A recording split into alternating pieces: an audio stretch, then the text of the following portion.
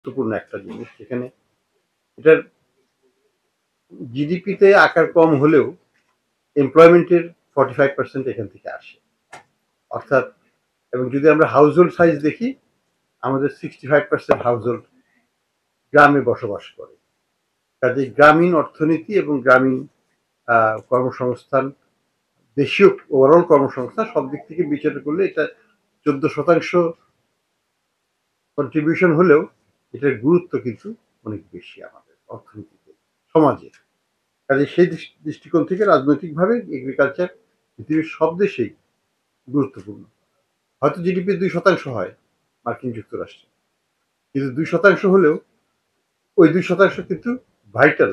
কারণ food security না হলে পরে কিছু হবে না, চলবে না। ওরা কিন্তু 2% দিয়ে কিন্তু 100% পপুলেশনকে ফিড করছে, আবার রপ্তানিও করছে। তো efficiency level is very high. তো আমাদেরও আলটিমেট উদ্দেশ্য হবে ওইটাই, কিন্তু এখন আমরা সেখানে যেতে পারিনি। আমাদের জিডিপি প্রপোর্শনটা কমে আসছে ঠিকই, কিন্তু অন্য জায়গার দুটোতে, অর্থাৎ ওই আমাদের এমপ্লয়মেন্টের দিক থেকে 45% এমপ্লয়মেন্ট, 40% প্লাস এমপ্লয়মেন্ট এখানে হওয়াটা, এই 14% থেকে দিস মিনস প্রোডাক্টিভিটি ইজ 1/3। তার মানে আমরা এগ্রিকালচার প্রোডাক্টিভিটি বাড়াতে পারি। এটার মূলে কিন্তু এগ্রিকালচার অতখানি দোষী না। দোষটা হচ্ছে যে আমরা নন এগ্রিকালচার সেক্টরে এমপ্লয়মেন্ট জেনারেট করতে পারছি না। করতে পারলে তারা কিন্তু চলে আসতো এবং এখানে কাজ করতো, কিন্তু যেহেতু আমরা দিতে পারছি না কর্মসংস্থান, সেই জন্যই কিন্তু তারা এগ্রিকালচারে ফিরে এগ্রিকালচার থেকে যাচ্ছে, যার ফলে যে জমিটা একজনই চাষ করতে পারে সেই 3 জন মিলে চাষ করছে এবং প্রোডাক্টিভিটি কম হচ্ছে। তো যাই হোক, সেটা আমাদের ওভারঅল ইকোনমিক ম্যানেজমেন্টের সমস্যা। এটা এটা সরকারকে সেভাবেই দেখতে হবে। তো আমি যেটা মনে করি যে agriculture credit, agricultural technology, agricultural আমাদের টেকনোলজি এবং সাথে যেটা হচ্ছে যে গ্রিন রেভলিউশনের যে একটা কন্ট্রিবিউশন যেটা ছিল এগ্রিকালচার, সেটা কিন্তু এখন অনেক কমে আসছে। কমে আসতে পারে এর না যে প্রোডাক্টিভিটি কমে গেছে, তা না, প্রোডাক্টিভিটি বাড়ছে না। অর্থাৎ একটা সার্টেন লেভেলে যাওয়ার পরে এটা কিন্তু মোটামুটি অলমোস্ট ফ্ল্যাট হয়ে গেছে।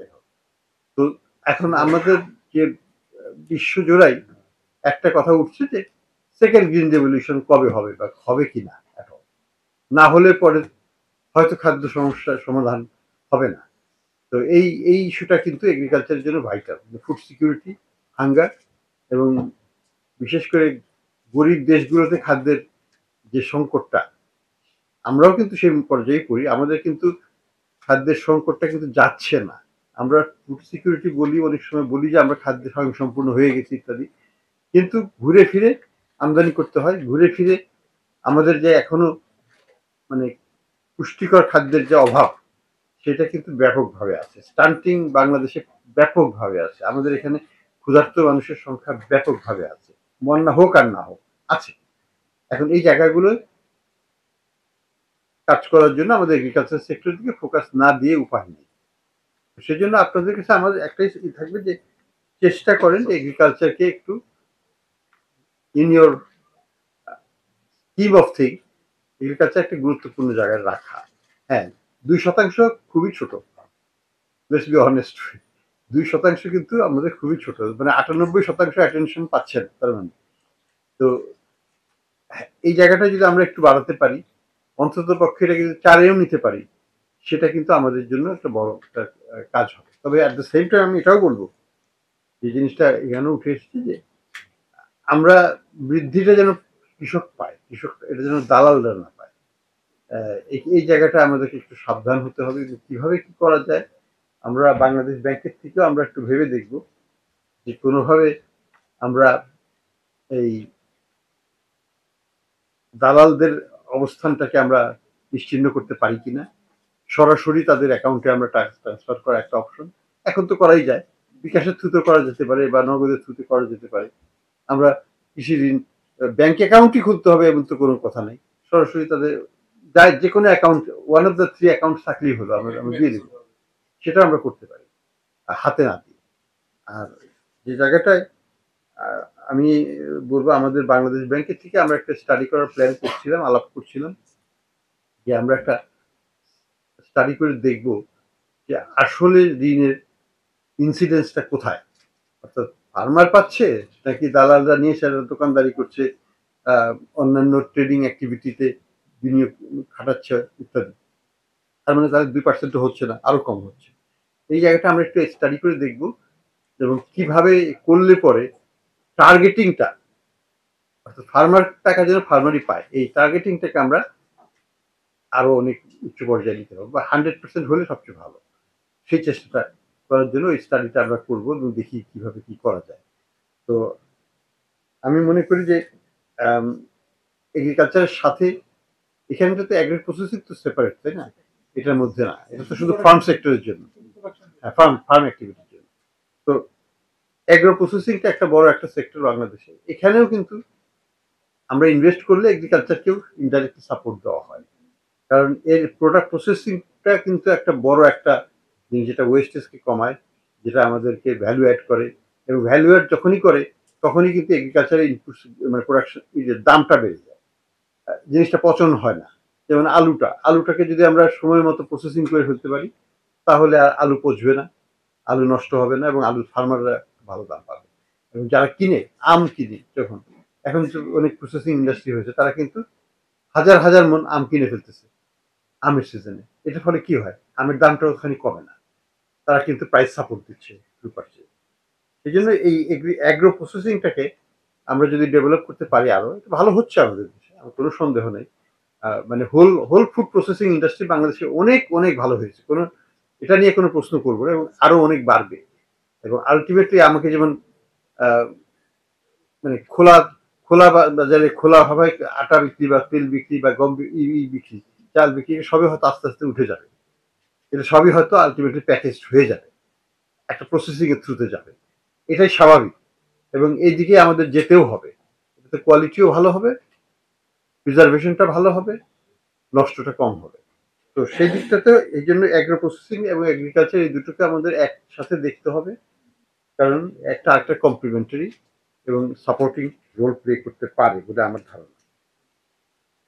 সবশেষে আমি বলবো যে দেখুন, বাংলাদেশের এগ্রিকালচার রিলেটিভলি ভালো অবস্থায় আছে।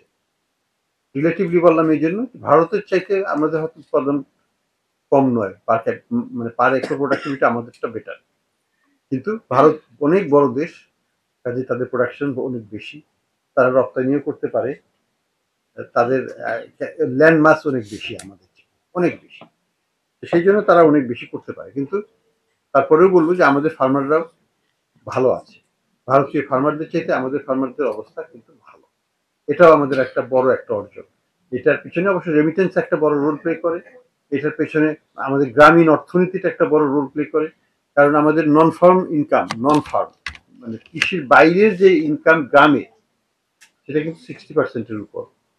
তো অর্থাৎ 100 টাকা রোজগার করলে গ্রামের লোকেরা 60 টাকা কিন্তু আসে এগ্রিকালচারের বাইরে থেকে, আর 40 টাকা আসে এগ্রিকালচার থেকে। এই যে ট্রান্সফরমেশনটা হয়েছে, এটা একটা হিউজ অ্যাচিভমেন্ট আমাদের জন্য। তো এই প্রক্রিয়াটা যাতে আরো চলতে পারে, সেটাই আমরা আমরা লক্ষ্য রাখবো, কারণ সার্বিকভাবে agriculture is very important, not only for the farmer, আমাদের সবার জন্য। কারণ ভাত তো থাকতে হবে, সাথে হাঁস মুরগি ডাল যাই থাকুক না কেন সেগুলো থাকতে হবে, তা না হলে ফুড সিকিউরিটি কাবে আসবে না। এবং বাংলাদেশের মতো একটা বিশাল জনবহুল দেশের পক্ষে আমদানি করে আমাদের ডিমান্ড মেটানোটা সম্ভব নয়। হ্যাঁ, আমরা আমদানি করব, আমাদের রিজার্ভ আমরা ব্যবহার করতে হবে যখন দরকার হবে, কিন্তু আমরা আমদানি নির্ভর সৌদি আরবের মতো বা ইয়ের মতো, আবুধাবি এর মতো আমরা আমদানি নির্ভর হতে পারবো না। আমাদের পপুলেশন অনেক বড়, এবং আমাদের সক্ষমতা আছে, আমাদের nature is bountiful, we can produce a lot. সেই জন্য সম্ভাবনাটাও অনেক। তো আমি আশা করবো যে আমরা এই দিকটা দেখবো। 3 দিনের একটা গ্যাপের কথা বলছিলেন, আমার মনে হয় যে সেটা একটা সঙ্গত প্রস্তাব, আমরা বিবেচনায় নিব, দেখবো যে ওটাকে কি করা যায়। যদি যুক্তিসঙ্গত হয় উঠিয়ে দেওয়া যাবে, কোনো অসুবিধা আমি দেখছি না। তো আমি এই পর্যায়ে শেষ করি, এবং আপনাদের সবাইকে আবার ধন্যবাদ দিচ্ছি। আমি আবার রিকোয়েস্ট করবো যে এগ্রিকালচারের দিকে একটু চেষ্টা করেন, আমাদের টার্গেট আমরা কি দিচ্ছি তার চাইতে বেশি করার চেষ্টা করি। টার্গেটটা তো খুবই, আমি বলবো, আনঅ্যাম্বিশাস, এটা অ্যাচিভ করা কিছু নয়, এটা আজকে একটু অ্যাম্বিশাস করার দরকার, এবং আপনারা ইন্ডিভিজুয়াল লেভেলে, যাতে মানে ব্যাংক লেভেলে এটাকে অ্যাচিভ করার চেষ্টা। দেশের জন্য ভালো হবে, কৃষকের ভালো হবে, সবার মঙ্গল হবে। ধন্যবাদ স্যার। একটা ছোট্ট কথা আপনাকে একটু জানাতে চাই স্যার। আমি মাহবুব রহমান, অঙ্গনওয়াড়ির সিইও। আমাদের যেহেতু ব্রাঞ্চ সংখ্যা খুব কম, লিকুইডিটিটা আমরা ডেডিকেট করছি এই এগ্রিকালচার সেক্টরের জন্য। তো এই ব্যাপারটাকে আমরা কিন্তু স্যার ভালো সুফল পেয়েছি, কারণ আমরা টার্গেটের বেশি ডিসবার্স করতে পেরেছি এবং তাদের যে একটা মানে আফটার ডিসবার্সমেন্ট রিপোর্টও দেওয়া হয় এবং আমাদেরও ইন্ডিপেন্ডেন্ট কিছু সার্ভে কন্ডাক্ট করা হয় কোথায় আলটিমেটলি গেছে। এটা যেন একটু জারি থাকে স্যার, তাহলে আমাদের পক্ষে একটা সুবিধা হবে। তো ধন্যবাদ। আর কারো কিছু প্রশ্ন না থাকলে একটা ফর্মালিটিস আছে। হ্যাঁ, একটু পরে সম্মানিত অতিথিবৃন্দের সাথে নিয়ে 2024-25 অর্থ বছরের জন্য প্রণীত কৃষি উপযোগী নীতিমালা ও কর্মসূচি মোড়ক উদ্বোধনের জন্য গভর্নর মহোদয়কে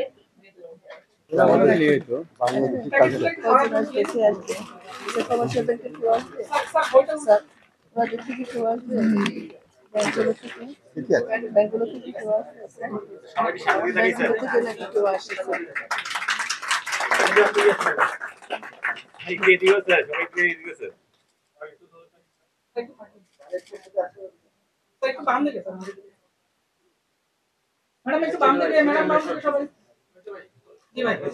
থ্যাংক ইউ। কিন্তু একদিকে কৃষি ঋণ বিতরণ বাড়াচ্ছে, আর একদিকে আমদানি নির্ভরতা বাড়ছে স্যার। তাহলে কি এই ঋণগুলো আসলে যথাযথ জায়গায় যাচ্ছে?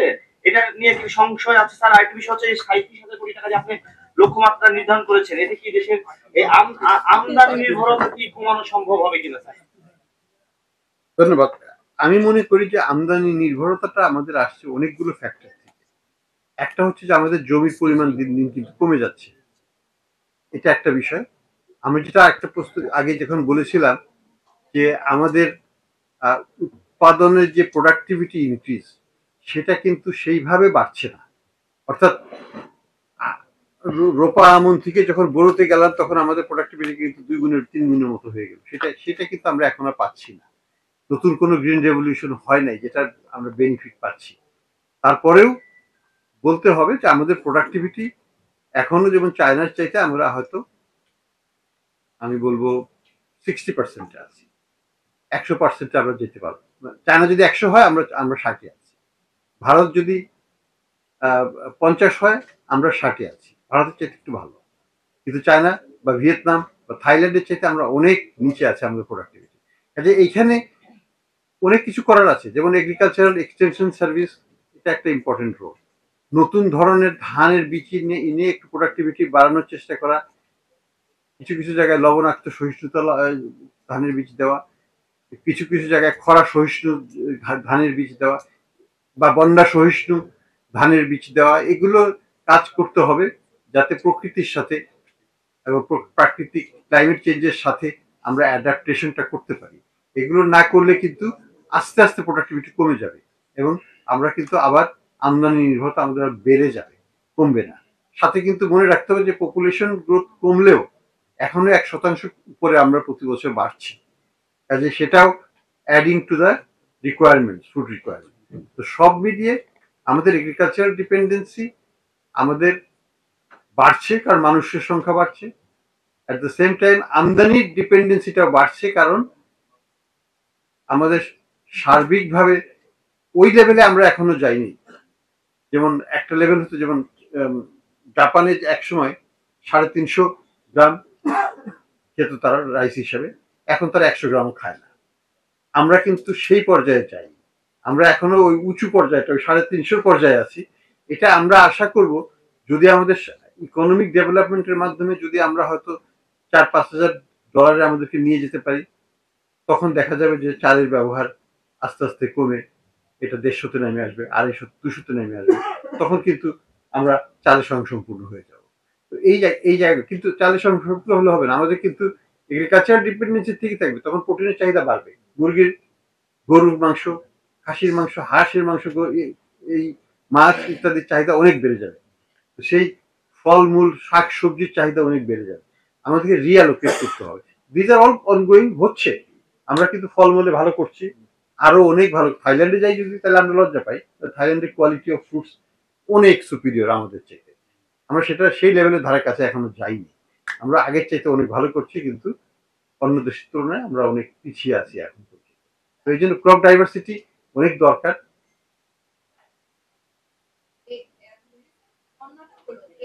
ত্রাণ কার্যক্রম প্লাস যদি দরকার হয় অবশ্যই সেটা ব্যবস্থা করা হবে। মিটিগেশন স্ট্র্যাটেজির পার্ট হিসেবে আমরা চিন্তা করছি, আমরা শীঘ্রই একটা কিছু মানে পরিকল্পনা দেব সেই বিষয়ে, কিন্তু এইটার মধ্যে সেটার কোনো রিফ্লেকশন নাই। স্যার আমি গোলাম কাজী রঘু, আমি এটিএন নিউজ থেকে বলছি। স্যার আমরা খেয়াল করেছি, যেহেতু আমাদের অধিকাংশের বাড়ি গ্রামে, আমরা গ্রামের কৃষকদের সাথেও কথা বলি, তাদের ক্ষেত্রে স্যার যেটা দেখা যায়, প্রান্তিক যারা কৃষক তারা স্যার কৃষি ঋণ নিতে স্যার তারা খুব ভয় পায়। কেন ভয় পায়? আমরা মাঝে মাঝে কিছু চিত্র দেখি গণমাধ্যমে, দেখা যাচ্ছে যে 1000 কোটি টাকা লোন নিয়ে তারা খুব সম্মানের মধ্যে থাকেন, তারা নিরাপদে থাকেন, কিংবা ব্যাংকের যারা এমডি চেয়ারম্যান বা যারা আছেন তারা সবাই তাদেরকে সমাদর করেন, কিন্তু 5000 টাকা, 10,000 টাকা, 20,000 টাকা কৃষি ঋণ নিয়ে সেই কৃষক যদি কোনোভাবে যদি তার কিস্তিটা পরিশোধ করতে না পারে, মামলা দেওয়া হয়, কৃষকদের কোমরে দড়ি দেওয়া হয় কিংবা হাতে হ্যান্ডকাপ দেওয়া হয়। এবং আমরা যখন সাংবাদিকরা বিভিন্ন সময় আপনার কাছেও যখন আমরা ইন্টারভিউ করতে গিয়েছি, আপনারাও কিন্তু স্যার বলেছেন যে এই চিত্রটা আসলে খুবই দুঃখজনক, যে সামান্য কয়টা টাকার জন্য তাদেরকে এভাবে হ্যারাসমেন্ট করা হয়। তো স্যার আমরা কি আশা করতে পারি কৃষি ঋণের ক্ষেত্রে এই চিত্রটার পরিবর্তন আমরা অন্তত আপনার নেতৃত্বে দেখতে পাবো?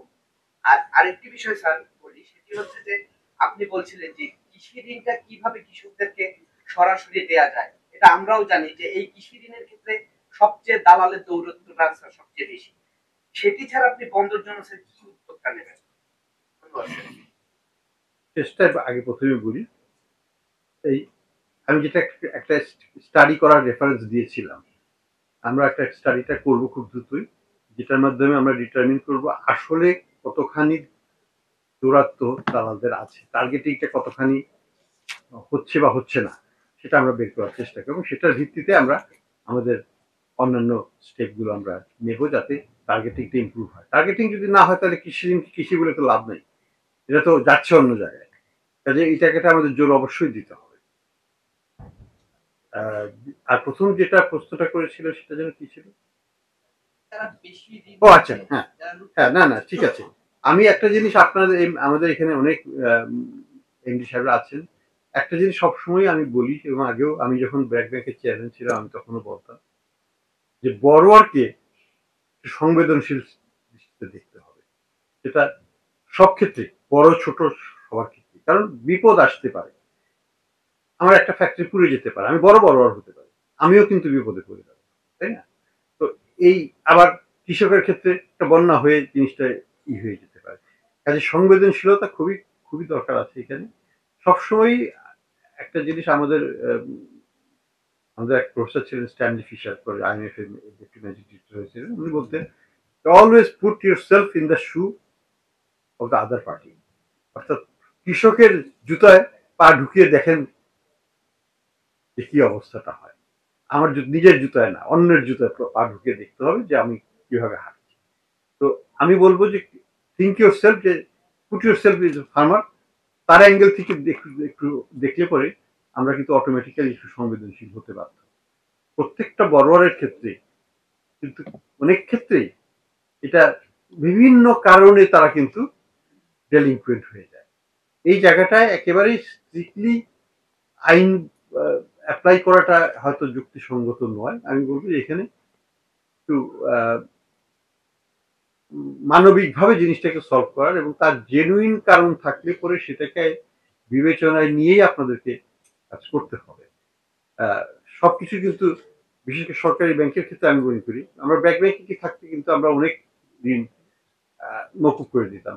অনেক ঋণ আমরা হয়তো বাংলাদেশ ব্যাংকের রুল হচ্ছে প্রিন্সিপাল প্লাস একটু ইন্টারেস্ট দিয়ে আমরা বলতাম ঠিক আছে, হাজবেন্ড মারা গেছে, ওয়াইফ কি করে দেবে, এটা সংবেদনশীলতা, মাফ করে দাও, লেটস মুভ অন।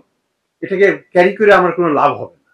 তো আমাদেরকে একটু প্র্যাকটিক্যাল হতে হবে, যে কিছু লোন আছে, অনেক লোনই আছে যেগুলো খাতা কলমে আমি রাখতে পারি চিরকাল, কিন্তু কোনো লাভ হবে না, জাস্ট রাইট ইট অফ।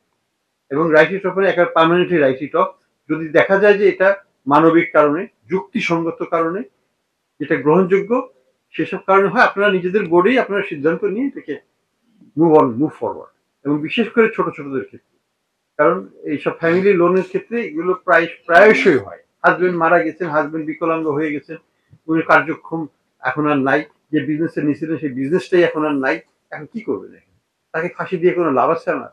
তাকে দড়ি দিয়ে কোনো লাভ আছে আমার? কিচ্ছু লাভ নেই। কাজে আমাকে দেখতে হবে, যদি আমি, তারা যদি আমাকে কিছু টাকা দিয়ে দিতে পারে, আমি তাকে ছেড়ে দিতে পারি। এর প্র্যাকটিক্যাল ডিসিশন, এটা আমি আইনগতভাবে আমি কিছু করতে পারবো না, কিন্তু আপনারা কিন্তু নিজেরাই বোর্ডের সিদ্ধান্ত নিয়ে নিজেরাই এটা করে ফেলতে পারেন, এবং আমি আশা করবো যেটা করবেন। তাহলে পরে জিনিসটা মানবিক ভাবে হবে, এবং এবং আমি বলবো প্র্যাকটিক্যাল সলিউশন হবে। ইমপ্র্যাকটিক্যাল সলিউশন করে লাভ হবে না। এমনিতে নিষ্ঠুরভাবে জমিদারটা কমার্শিয়াল ব্যাংকিং কম স্যার, এই আমরা শুনি।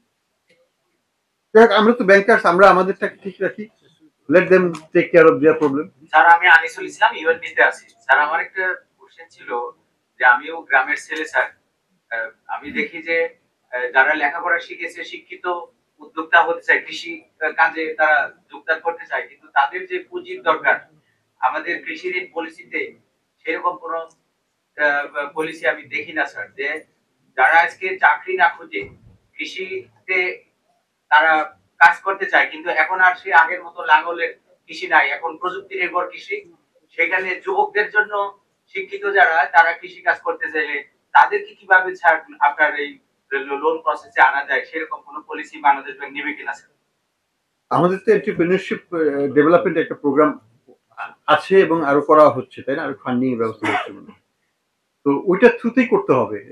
এন্টারপ্রেনিউরশিপ ডেভেলপমেন্ট ইস্যু, যারা শিক্ষিত যুবক বা অর্ধশিক্ষিত যুবক, তারা যদি এগ্রিকালচারের মানে সেটা হাঁস মুরগির ফার্মই হোক, বা গরুর ফার্ম হোক, বা মাছ চাষ হোক, বা নিবিড় মাছ চাষ হোক, সেগুলো যদি যুক্তিসঙ্গত প্রকল্প নিয়ে আসে, সেটা এন্টারপ্রেনিউরশিপ ডেভেলপমেন্ট প্রজেক্টের কনটেক্সটে আমরা দেখতে পারি।